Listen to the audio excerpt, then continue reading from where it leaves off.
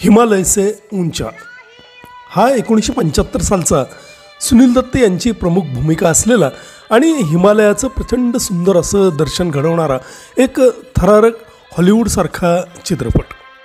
लहान वयामध्ये बघितलेला हा चित्रपट त्याच्या कथानकामुळं आणि हिमालयाच्या सुंदर अशा दर्शनामुळं त्याचप्रमाणे यातल्या थरारक दृश्यांमुळं अगदी चांगलाच आवडला होता।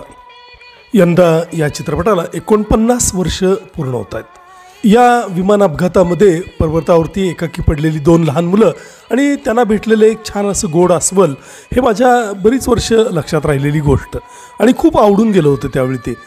या चित्रपटाला BS थापा यांचं दिग्दर्शन आणि कल्याणजी आनंदजी यांचं संगीत होतं। विमानाचं हिमालयामध्ये कोसळणं आणि त्यानंतर त्याचा गिर्यारोहकाकडून घेतला जाणारा शोध, तिथं सापडलेला खजिना हे सर्वच त्या वयामध्ये खूप आवडलं।